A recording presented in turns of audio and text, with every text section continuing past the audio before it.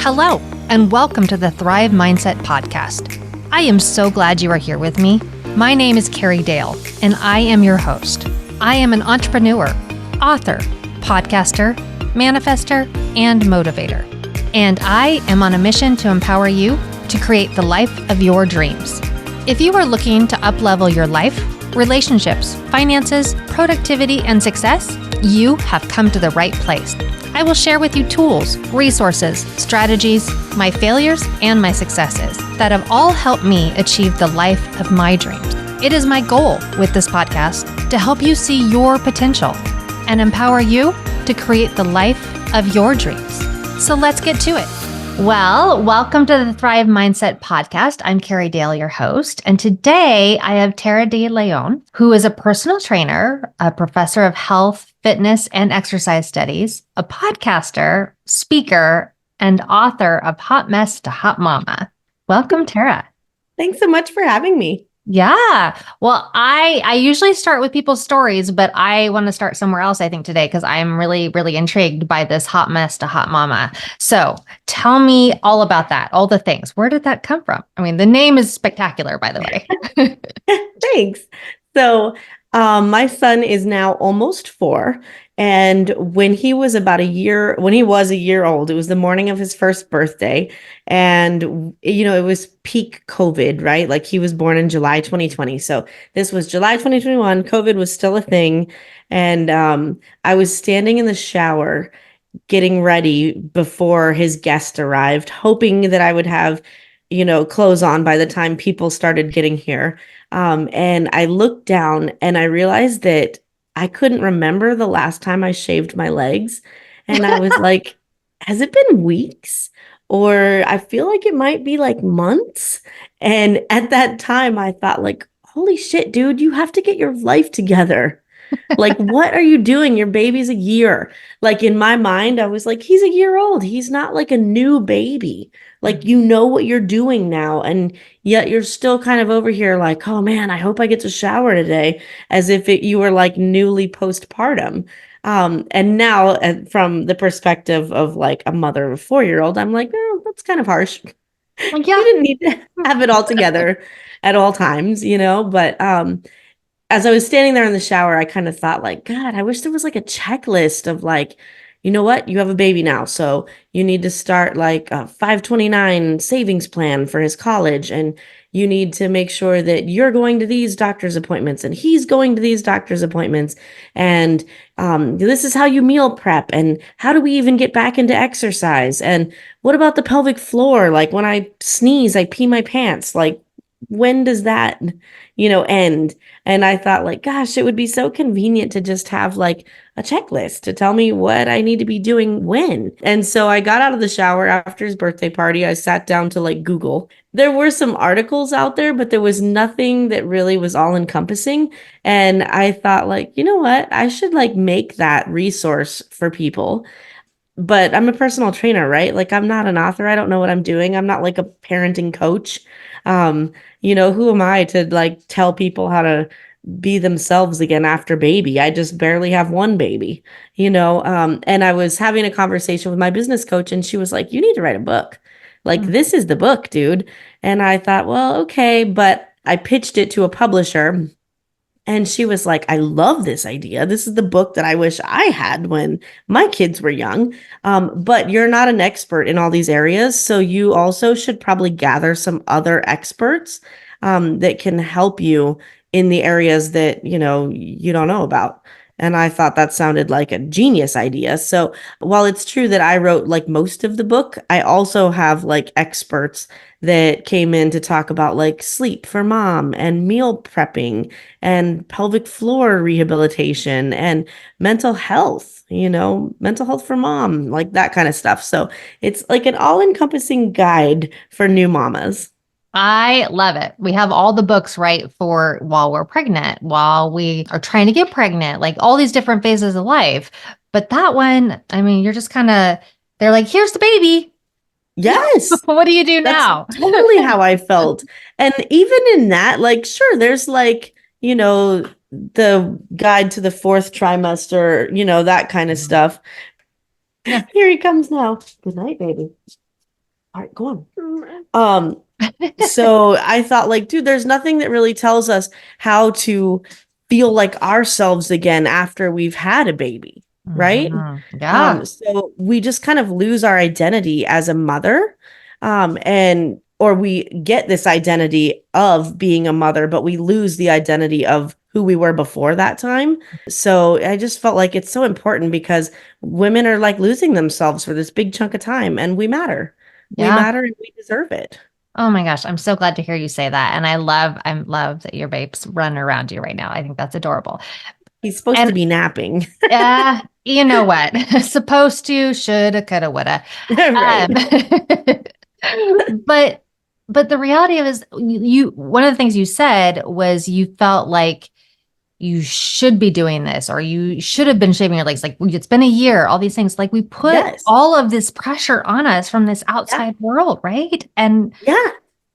And nobody cares, right? Like if I have hairy legs, nobody's like, oh my gosh, she has hairy legs, right? yeah. It's just the pressure that we kind of put on ourselves to be the perfect mother, right? Where it's like, all right, like, guess I should shave my legs, you know? Or like for me, like libido was a big thing, right? I had this baby and I lost all interest in sex, which, you know, is unpleasant for everybody involved. So I had like an expert in that come in and kind of talk about how she helped me heal, you know, and I feel like a lot of these things people aren't comfortable talking about. We don't want to talk about how, like, oh, we pee our pants when we sneeze, or, you know, like sex could disappear from the face of the earth and we wouldn't really care, you know, like Mhm. society doesn't love us talking about those things. So I felt like I am going to talk about it because I don't care. Good for you. Well, I think actually you do care. You care a lot. Yeah, I I care can. about helping others, not so much that people know that I'm not perfect. None of us are. Well, what a beautiful story. And I can only imagine how many women you truly have helped and are continuing to help because, yeah, like I said, That's the there's goal. not been this resource. There's not been, yeah. My hope is that this book takes off as like the go-to baby shower present. Like Mm, everybody has what to expect when you're expecting and you know what to expect the first year, but nobody has anything to help you feel like you again. So mm. I just feel like this could be so valuable to the women of the world. I'm going to add it to my baby shower list now. That's a great one. Thank you. You're welcome. So how did you get here though? How did you get, I mean, you obviously have been educated in health and fitness, but tell me about your journey. Yeah, so my journey has the silliest beginning, honestly. And I've come so far. So I grew up in a larger body and I got teased a lot at school and in the world, you know. I also was like an ugly kid, so that didn't help either. You know, but like childhood wasn't like super fun. And then I grew up and I started doing martial arts and I played a lot of sports. I really embraced like what my body can do rather than what it looks like, you know, Mhm. and like the times have changed too. Like in the 90s, we all kind of glorified like Twiggy and like the skinnier the better. And then, you know, like Sir Mix-a-Lot and J-Lo came along, and then all of a sudden it was kind of cool to like have a booty, you know. So like it's not to say that I just did all this work on my body image myself. Like society also changed. But when I was in college, I was active all the time. And I met this guy who was waiting tables with me, of all things, at Outback Steakhouse. And he was like, hey, you should be a personal trainer. And I was basically just kind of like, yeah, okay. And so I fell into this job that I love, but I didn't put any real thought into it at the beginning. So I became a personal trainer and I worked in a gym for years.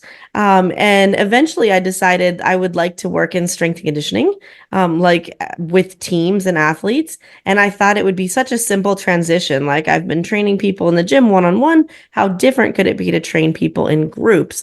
And the answer is it's not all that different, you know, especially because all athletes have very similar goals, you know, but I worked in that for about 10 years and realized it just wasn't for me. Like I loved being part of a team, but also, the hours were bad and I knew that I wanted to start a family at some point and working, 15 hours a day and then sometimes on the weekends and traveling with the teams to games and stuff like that just wasn't conducive to life with a little one. So, my husband and I actually had like a crazy weekend where I quit my job as a coach. I started a job as a personal trainer and we bought a house all in the same day. Oh my gosh. So That's the like lucky so for many us, life changes. I mean, what do yeah, they say? huge Don't, life weekend right there.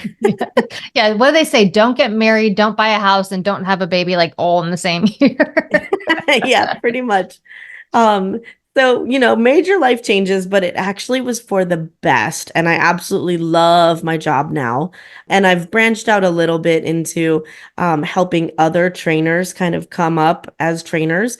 The industry has such a huge turnover rate where, 80 to 90% of people who start working as a trainer quit in their first year. And as a result, it's really hard to find a good, qualified, knowledgeable, experienced trainer. I've started speaking at like conferences and stuff to kind of help other people on their journeys. And one of my clients came to me about a year and a half ago and was like, "Hey, do you want to do a podcast?" And I was like, "Yeah." And she was like, "Okay, cool. Here's my idea." She's a dietitian. I'm, of course, a personal trainer. And our other friend, Maria, is a mental health therapist. So we kind of look at wellness from three different healing perspectives and talk about what's actual wellness and what is diet culture and hustle culture kind of run amok. So Mm, we got that a is little bit of amazing. everything going on. Yeah, I love that idea though. I love the idea of being more holistic and looking at the whole picture and Yeah. also uh affirming what is real and not our perception of reality or what others may say our reality should be. Yes. Like a lot of times we give the example of like self-care for moms. People are like, "Oh, just take a shower, a hot bath with some candles and make that some you time." And it's like, that's a chore, dude. That's not self-care. That's just required human maintenance, you Mm-hmm. know? Yeah. So we kind of talk about like, hey, self-care is like getting enough sleep every night.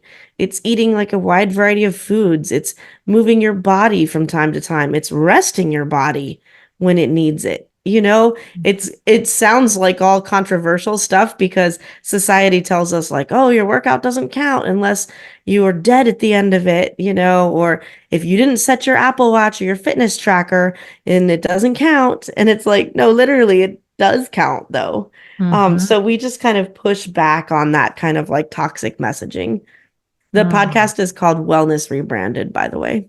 So Oh, if you ever want perfect. to I'm check gonna it have out. to no, I'm gonna have to check it out. I love a good podcast. So yes, I will absolutely do that. Is your focus more on the mom then? Is that where you're yeah. Yeah, in person, I coach pretty much everybody. Hmm. But the majority of my focus, especially in like my writing and speaking and in the online coaching I do, is women who are struggling to get pregnant, women who are pregnant, or moms. Okay. So kind of like the woman throughout the lifespan. I had a really hard time getting pregnant. It took me 5 years to conceive this little monster, and lots of money and surgeries and medication. But we finally made it, and it's worth it, I promise. But during that time, I kind of went down the rabbit hole of like, how can I help my fertility? What do I need to be doing in order to improve my fertility? Or what shouldn't I be doing? So a lot of that, like in the gym, people go really, really, really hard when they're trying to get pregnant. Oftentimes, your doctor will say, like, oh, you need to lose weight, to get pregnant, which may or may not be true. But a lot of times in the gym, if we're doing all HIIT workouts, then you're hindering your chances of getting pregnant. So a lot of what I'm doing is kind of like reframing what's actually helpful and what's not. So I'd love to hear more on that. Why would those hit workouts be hindering you? Yeah, so your body perceives stress, whether it's good stress or bad stress, the same way. So if you're already in this like cycle of like, oh, we're trying to get pregnant, we need to have sex on this day, like that's kind of a stressful situation. And then Probably you're worried about paying for the fertility treatments if you are going that route. If you're just trying to get pregnant naturally, maybe that's not a stressor for you. But like life is full of stressors. And then when we add a really high intensity workout on top of it, your body is just perceiving that as more and more stress. So we're releasing more and more cortisol, which is actually like a really super important hormone, but too much can be hindering with fertility. So what I usually recommend for women who are trying to get pregnant would be like, hey, let's do some weightlifting like twice a week for 30 to 45 minutes and walks in your neighborhood. And that's all you really need. Yeah. Yeah. That's That's great. also like a really easy transition into exercise during pregnancy. Like if you've been exercising and then you get pregnant, like by all means, keep doing what you're doing. If you're a marathon runner or a CrossFitter, whatever high intensity person, like great, keep doing the stuff. Most of the time it's going to be fine. But if you started exercising with the intention of getting pregnant, then it makes more sense to continue with your weightlifting and your gentle cardio. Hmm. Wow. That's all really great. I mean, I love that you're sharing all of this. That I'm on the other spectrum. My kids are now grown, and so it's fun to Love watch it. what you're doing, but also hear it in parallels because like you hear a lot about cortisol, especially as you start to get older, right? About Totally. the things it can do to you that way as people start to go into Hmm. perimenopause and all that.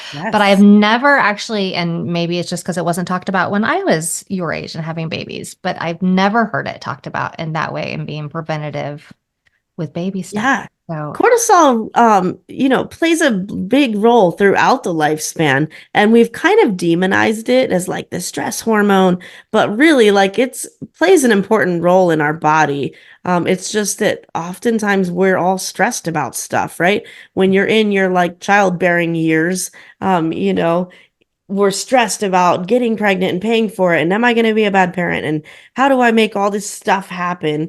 And particularly like when your kids are young, there's like, oh my gosh, all these injuries and doctor's appointments. And are they at the right preschool? Am I making the right choice sending them to public school? What about all this that, ultimately like down the road, my guess is that we'll go like, yeah, it was all fine, but right at the moment, it feels like there's a lot.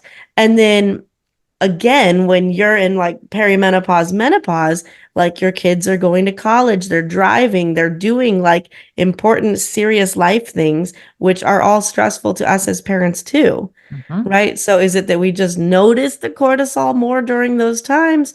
Like possibly, Yeah. you Yeah, I'm know? not sure. It's interesting though. That's a very Yeah. good comparison. I mean, that is the cycle of at least with women of our lives. Like we have a time where it seems a lot less stressful. Well, actually, I'm not going to tell you that. I'm going to tell you teenagers are not that fun either.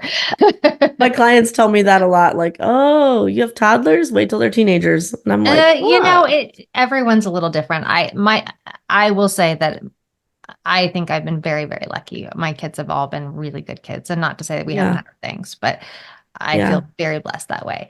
But it is interesting how I just found it fascinating how where you're talking about the cortisol, that there is that really stressful. I remember it so well. And then I remember like leveling and then Yeah. it's back again. Yes. It does kind of feel like it just flows sometimes. So you do also a lot of work with women while they are pregnant, correct? Mhm. And right after, what are your biggest, I don't want to say obstacles or big, but biggest things that you see in their needs and wants and struggles? Yeah. So it seems crazy to me that like labor is like running a marathon, right? Like most of us are not lucky enough to have like, oh, I was in labor for an hour and then that was it.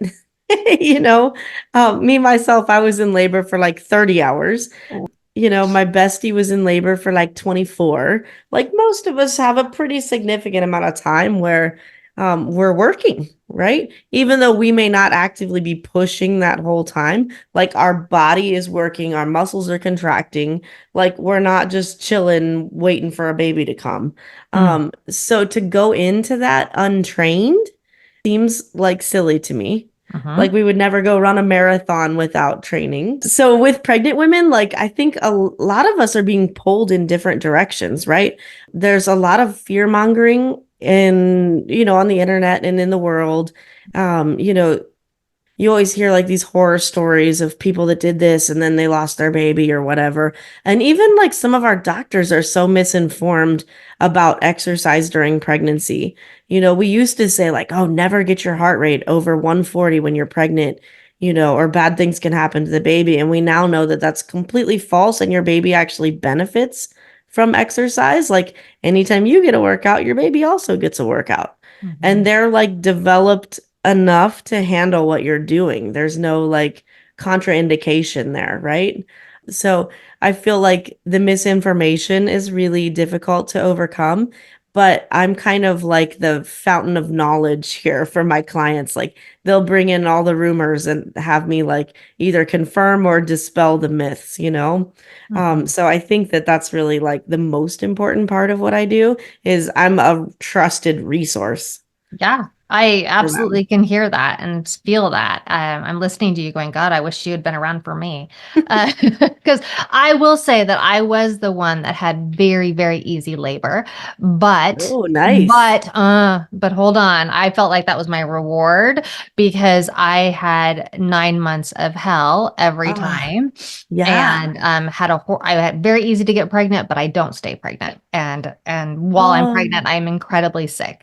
And yeah. so I felt like that was just, the universe saying, okay, you did your part. Now I'm going to be nice to you.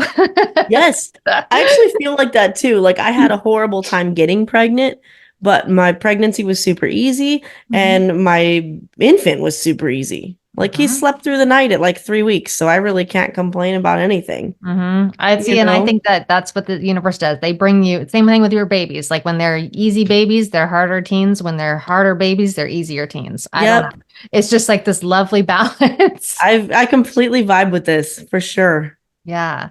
So what do you see as a biggest challenge after the baby? Is it getting their physical health back? Is it getting their mental health back? Is it what is it? Oh, it's so much, right? And I think it depends on the person. I was really blessed to have a really easy pregnancy. And like, even though my labor was long, there was nothing wrong with it per se. It just, labor is uncomfortable. Hmm. Like, even I'm sure you with your short Yeah. labor feel like, yeah, that was not my favorite thing I've ever done. But I feel like there's some like physicalness to it, right? Like I didn't really struggle getting my body to feel like it used to afterwards, but my pelvic floor didn't do so well. But other people really struggle with like the mental aspect of it. With postpartum depression and anxiety, like that can be a serious thing too. I just think it really is dependent on the person, you Yeah. know? Yeah. I do feel like there's a whole subculture of like new moms where we're so worried about the baby and we're so concerned about, getting our body back, which is like the phrase I hate the most in the world. Like our bodies just did something so amazing and all we're concerned about is making sure it looks like it used to.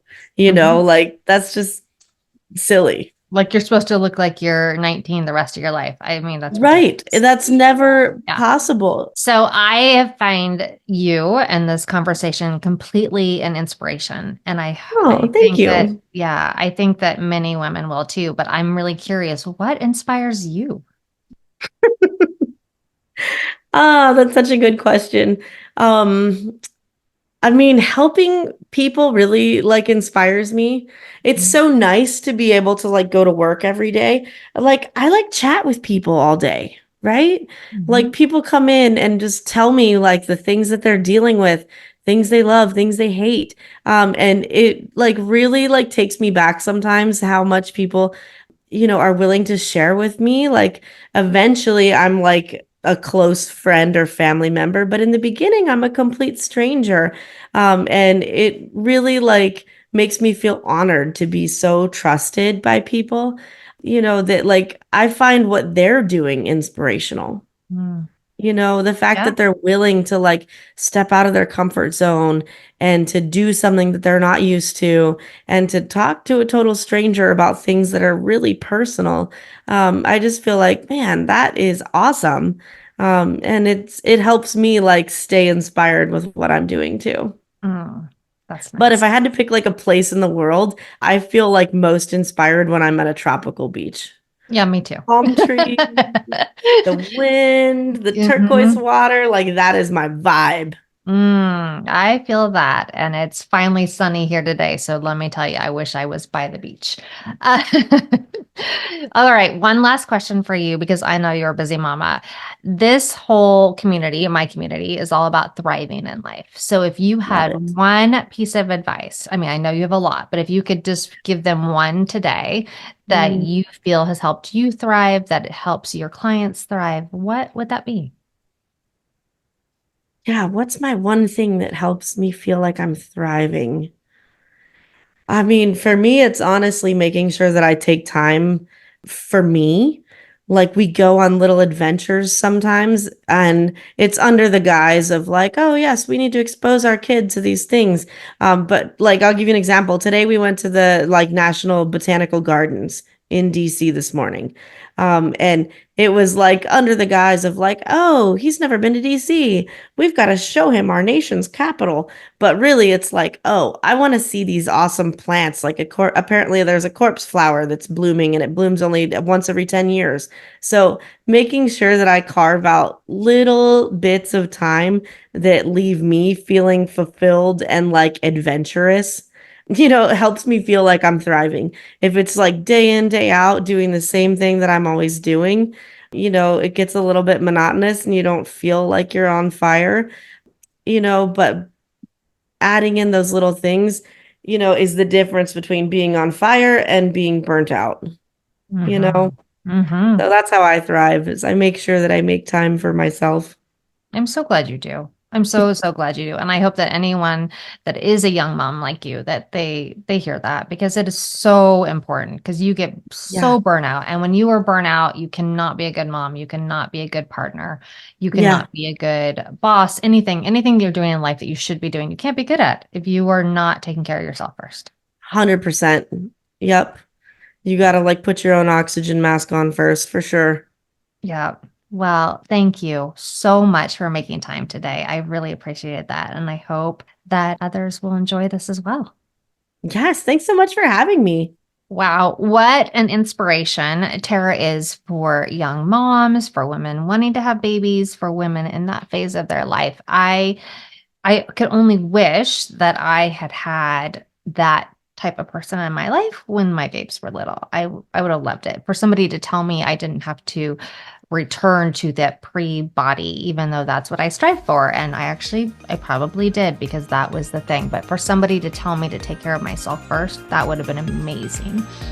So I hope that you guys enjoyed this talk. I hope that even if that's not where you're at in life, you got something out of this conversation. And if you'd like to please share, subscribe, tell your friends.